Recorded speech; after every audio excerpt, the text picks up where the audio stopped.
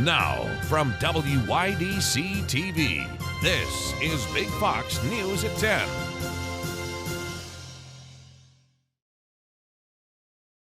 Good evening, I'm Anna Manuel. An escaped prisoner from New Hampshire has been captured in Corning. According to the U.S. Marshals Service, 57-year-old Peter DiBiaso escaped from the Belknap County Department of Corrections on Monday. DiBiaso then stole a car and drove across state lines into New York, according to the Marshals Service. Uniformed Corning and New York State Police saw DiBiaso at a gas station in Corning and captured the fugitive yesterday evening. DiBiaso was taken to the Steuben County Jail. You now have the chance to dedicate a piece of the Corning Gaffer District to someone special. Big Fox's Josh Feldberg reports on the Corning Bench Sponsorship Program. Benches in Corning's Gaffer District are beginning to be dedicated to different community members. It's all a part of the Gaffer District's new bench sponsorship program. Just like the bricks in Centerway Square, people can sponsor a bench in dedication to somebody. We found that the brick program is just so well accepted that people want to honor a loved one or a friend, a retiree, something like that. And they're looking for something to do that has some permanence, and has some meaning. Sponsors can buy a bench for $1,200 for a 10-year sponsorship. Each bench will receive a plaque that the sponsor can write a personal, family-friendly message for. Every bench that is owned by the Gaffer District is available for sponsorship. These benches can be found all over Corning, on Market Street, on Bridge Street, in Centerway Square, and here on Centerway Bridge. We hope that it just gives them another way to enjoy our downtown. People we find are very committed and very fond of downtown Corning, and we appreciate that, and this is just another way. It brings families together. The first sponsored benches are already in place. They are dedicated to the Lando family and Mary Lou Walker. For more information on how you can get involved with the bench sponsorship program, you can visit the Gaffer District's website. Josh Feldberg, Big Fox News, Corning.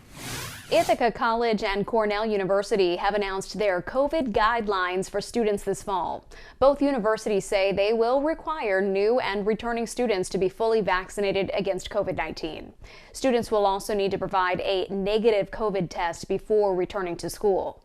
Ithaca College officials also stated that they are monitoring the monkeypox situation, and policies and procedures are currently being developed. The economic recovery is slowing, inflation is high, and Americans are increasingly pessimistic about where the country is heading. Many believe we're already in a recession, and the latest data backs that up. Lauren Blanchard is in Washington with more. As prices go up, the economy is down, shrinking for a second straight quarter by 0.9%, according to the Bureau of Economic Analysis. The gross domestic product also contracted by 1.6% in the first quarter. By many common definitions, that signals a recession. The White House has repeatedly pushed back, saying the GDP number isn't the only factor to watch. We have a strong labor market. We have business that's investing. We have consumers that are also very much, investing and purchasing. Most Americans don't really care about this debate. What they see is a slowing economy and rising prices. Analysts and politicians are split on if the GDP number does signal a recession. It's a political recession, that's for sure. Labor force growth is still pretty good. On the other hand, inflation's really high. The fact is that 10 times we've had 2 negative quarters or more since the Second World War, and every time it was a recession. To bring down inflation, the Federal Reserve again raised rates by 0.75 percentage points on Wednesday. However, a recession has been the risk of their aggressive hikes. You tend to take first GDP reports, I think, with a grain of salt. I do not think the U.S. is currently in a recession. The 0.9 decrease is only an early estimate. The final figure for the second quarter won't be released until late August. In Washington, Lauren Blanchard, Fox News. A new state law has been passed that removes all local taxes from diaper purchases. Diapers have been exempt from state taxes since 2006, but the removal of the local tax should help parents save more on the essential item. The American Academy of Pediatrics estimates parents spend nearly $1,000 on diapers in the first year of childhood. The local tax will continue until the end of November. Starting December 1st, the local tax will be removed. A new regional rail station in southeast Pennsylvania will be named for a popular convenience store chain. The new station will be the final stop on what is now known as Media Elwyn Line and will be named for Wawa. The Southeastern Pennsylvania Transit Authority, better known as SEPTA, sold the naming rights for the station for more than $5 million. The naming agreement will last 10 years. The train line will also be renamed the Media Wawa Line. SEPTA says it sold the naming rights to generate revenue as it recovers from the pandemic. Lawmakers on Capitol Hill putting gun manufacturers on blast, revealing the shocking findings of an investigation into the marketing and sales of assault weapons. David Spunt has more. Sales of AR-15 style weapons helped make gun manufacturers rich. That's the message from members of the House Committee on Oversight and Reform during Wednesday's investigation into the firearms. 5 major gun manufacturers collected a total of more than $1 billion from the sale of assault rifles over the last decade. Besides generating massive profits, committee members also accused gun manufacturers of using irresponsible sales tactics. That includes marketing to children, preying on young men's insecurities, and even appealing to violent white supremacists. But calls to ban assault weapons are triggering a partisan divide. Republicans want to target criminals. Democrats want to target lawful gun owners. Critics are pointing to rampant violence in cities across the country with some of the toughest gun laws. Years of gun control laws in cities like New York and Chicago have failed. This comes as survivors of the Highland Park, Uvalde, and Parkland mass shootings begged members of the House to pass H.R. 1808, the assault weapons ban. It's unacceptable for people to be afraid in churches, for people to be afraid to go to malls. When asked by the House Oversight Committee if his company will take responsibility for mass shootings, the head of Daniel Defense, the company behind the gun used in the Uvalde tragedy, said, quote, "These acts are committed by murderers. The murderers are responsible," end quote. David Spunt, Fox News. 3,000 first responders are working to extinguish the Oak Fire in California. Max Gordon has more on their battle and the homeowners' race to safety. All of my daughter's paintings and pictures, every memory, all the photographs, family albums, all 4 of my children grown up. Emotions are running high as thousands of people from California are forced to evacuate their homes and leave everything behind due to wildfires. In Mariposa County, California, the destructive Oak Fire burning through thousands of acres near Yosemite National Park, making it one of the state's largest wildfires this year. Firefighters say they're gaining ground on the flames, but the strain of the job gets tougher and tougher each year. You know, some days are harder than others. Some days you're exhausted, especially days where you're working throughout the night on that 24-hour shift and you have no sleep. It's not for the faint-hearted. For people living in close proximity to the Oak Fire or even dozens of miles away, air quality is a major issue. Smoke from the wildfires traveling miles beyond the starting point has officials putting advisories in place to keep their residents safe. Experts say if you see or smell smoke in the air, get indoors. We're dealing with essentially fine particle pollution. These are microscopic bits of smoke, ash, other materials that can get deep into our lungs and even cross into the bloodstream. It can trigger asthma attacks, can trigger heart attacks, and a whole host of other problems. So far this year, wildfires have burned 5.5 million acres nationwide. In Portland, Oregon, Max Gordon, Fox Weather. Your complete forecast is coming up next. And later, a family is taking a Sesame Street themed park to court. Jamie Holmes checks in with that story and more. Here's your local stock market update from Big Fox.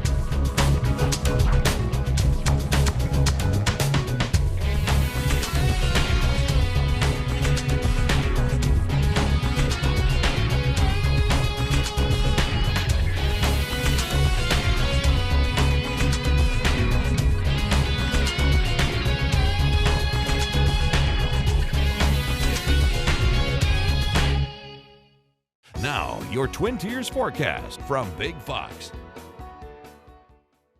Good evening and happy Thursday. I'm meteorologist Alyssa Triplett, and we moved through some of those scattered showers and thunderstorms. Still some areas of blue sky was seen throughout the day, but overall through the overnight, we will stay under some of those partly cloudy skies and deal with those temperatures falling into the 60s as there is some cooler air that is going to be filling in behind this rainier weather pattern. Now, we're not seeing significant accumulation in our area, but there were some of those showers and thunderstorms. Now, through the overnight, we'll drop down to about 63 into Elmira, Wayland just around 61 degrees. Maybe a few lingering showers. If not that, it could be a little bit foggy to start off the day. And we'll see that foggy weather will be in place for the next few mornings. So note that you do not want to use the high beams. That makes it actually more difficult to see with the scattering of the light. But have those headlights on and take it nice and slow. Afternoons, though, should for the most part be fairly pleasant. Maybe a few showers will be tracking into our Friday forecast. But there will be some of that returning heat and potentially humidity as well as we step into the first week of August. But we also will be timing out our next chance to bring in some showers and thunderstorms,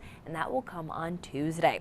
Now, as we step into our Friday forecast, as was mentioned, there might be some of that cloud cover, fog cover in the early morning hours. You try to turn around to the pleasant afternoon. Now, there is going to be a frontal passage throughout the afternoon, so that is bringing in a few stray showers possible. However, the frontal system is fairly weak, so what it will do is still allow for some of that warming for our temperatures to at least hit near average for your Friday into those mid-80s, but it could shake out that shower too. So we'll keep the mention, but overall, as I mentioned, not going to be expecting anything as strong as we were seeing today. But with that frontal system passage, you'll see that winds will be a little strong, not too bad. Through the Finger Lakes will be where the strongest winds are, up to about 20 miles per hour.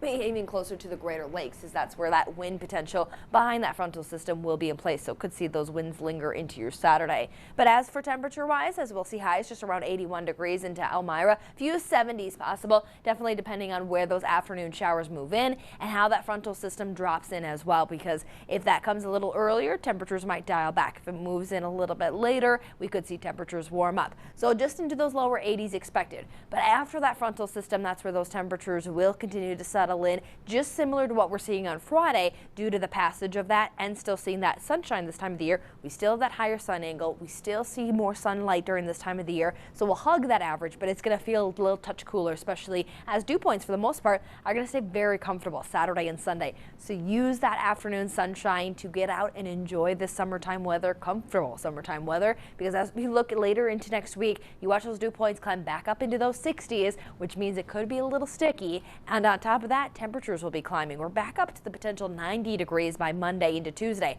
Now, as mentioned, the next system mainly going to fall on Tuesday, could arrive as early as Monday evening. We'll watch that potential, but overall it doesn't knock out any of that heat and humidity, as it looks like we could be well above average as we head into the latter parts of next week.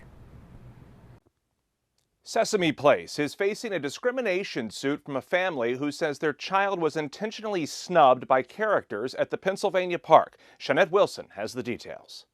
The father and daughter who prompted this lawsuit spoke during a news conference today. The father detailing how the family is traumatized over what they say happened during their visit to Sesame Place. I'm hurt, devastated, me and my wife. Quentin Burns, surrounded by his legal team from Baltimore, Maryland, spoke of the emotions he's dealing with after his family's experience at Sesame Place. Just looking at her face, it makes me want to cry every time I see it. He drove his 5-year-old daughter, Kennedy, seen here from their home in Baltimore, to Sesame Place on Father's Day to celebrate. But his legal team of Murphy, Falcon, and Murphy says it wasn't the experience they had hoped for, and late tonight sent us this video of the family's visit. The Burns had contracted with Sesame Place to allow Kennedy to meet and greet all of the characters, such as Elmo and Telly Monster, and even Abby Cadabby. She was ignored amongst a sea of other young white children who were able to interact, give hugs, high fives, and love from these characters. Attorneys say the family entered a contract with Sesame Place when they paid for an experience that they didn't get. And the reason they didn't get the experience they paid and contracted to get was simply because of their race. The class action civil rights discrimination lawsuit is filed against SeaWorld, the owner and operator of Sesame Place, on behalf of the Burns family and other families alleging similar experiences. We stand here before you today simply trying to fight and protect little black children and their fundamental civil rights. The lawsuit follows this viral video that surfaced last week and prompted other families to release videos or complaints alleging the same mistreatment at Sesame Place. It shows 2 black children appearing to be ignored by a Sesame Place character earlier this month. Attorneys for Kennedy and her family say they want compensation from SeaWorld, but that's not all. Give us all the information on complaints that you have received from families and work with us to uphold the civil rights of black people all over this country. They also want the courts to force SeaWorld to look at its policy and for any other black families that feel they were marginalized and experience racial bias to contact the law firm. Sesame Place tells us it is reviewing its policy. Meanwhile, we have not yet heard back from SeaWorld. The hotel industry is struggling with an ongoing worker shortage. The U.S. Bureau of Labor Statistics says hundreds of thousands of hotel workers have left since the pandemic. The industry is down 16% since June 2019. A survey from the month of May says 97% of hotel respondents said they were dealing with staffing shortages. They said housekeeping was the most critical need. Hotels are raising pay and boosting benefits to try and keep up. Some hotels also cutting back amenities like daily housekeeping, room service, and restaurant hours. Up next, we'll look at how one group is taking on a really big project, trying to clean up the oceans. Stay with us. The Great Pacific Garbage Patch is getting a little smaller thanks to the work of organizations like Ocean Voyages Institute. Amanda Quintana has more on the plastic waste cleanup at sea. This crew with Ocean Voyages Institute spent 45 days out at sea collecting those bags and bags of plastic that you see right there. It was polluting the ocean between California and Hawaii, an area known as the Great Pacific Garbage Patch. Now it's all being unloaded and put into these containers to be sent off to be recycled.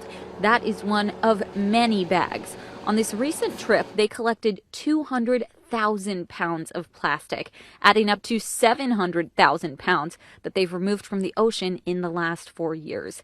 This includes items as small as toothbrushes and as big as abandoned fishing nets that kill marine wildlife and need a crane to remove them. The ocean is now being besieged by plastic waste. And so we have to do everything we can to change that. Having a healthy ocean makes a big difference to ocean life, and it makes a big difference to our own health. This is a cleanup effort that has happened every year since 2009, all paid for by donations. The Ocean Voyages Institute has been leading the way using GPS trackers to help remove plastics, and in 2020 they completed the largest cleanup in history, 340,000 pounds. We're going to try our best to collect and try to finish all the trash that's just been around there in a dryer. So we're going to try our best to collect them all. Now the plastic moves on to the next step in the process. These big containers will be shipped to a recycler in Long Beach. All the waste will be turned into products or used for art projects. The good news is that none of this goes to a landfill or a dump. All of this plastic will get a new life. The high temperatures across the country could be life-threatening for our furry friends. Ashley Stromier has more on what you need to know about keeping your pets safe, plus a unique look at an indoor dog gym, offering pooches a cool place to burn off some steam. As you can see, there's not a lot of people out here because it's super hot. The sweltering heat of summer rages on, but if you think it's bad for dogs, it's much worse. That's because a dog's internal body temperature is higher than ours, making them more susceptible to the heat. We usually don't take them out this early. We usually try to wait until sunset, walking them on the grass. According to vetsnow.com, it can be risky to walk your furry friends in temperatures above 75 degrees, with the ASPCA warning owners to be on the lookout for signs your pet could be overheating, including excessive panting, increased heart rate, weakness, vomiting, and more. Hot pavement is also a concern. Besides burning their paws, because a dog is closer to the ground, the heat can impact them a lot faster. My struggling was on the summertime, how I can provide a good environment to exercise them. That's why Posh Pets was started, located in Abu Dhabi. The owner of this indoor pet gym is giving dog lovers a sanctuary to safely exercise their pets. He can do his running, even jogging, or even walking on the treadmill based upon his normal walk. The facility features specialized treadmills. Each pup is safely secured to. Workouts start at 15 minutes and increase over time to help strengthen the dog's muscles. Meanwhile, if you own an older dog, one with a heart or lung problem, or a breed with a flat face, the ASPCA says they're at a greater risk for developing heat stroke in the summer. Ashley Strohmeyer, Fox News. We'll be right back after the break. Do we need to wake this guy up? There's some moose behind you, dude! Let's leave you with a smile. A pair of moose in Colorado caught on video strolling up to a man taking a nap near the Riverwalk Center in Breckenridge, which is halfway between Denver and Aspen. The witnesses were debating what to do. Turns out the man never woke up during the incident, and the moose seemed to lose interest and then walked away. Talk about a moosing. I'm Jamie Holmes. Thanks for watching.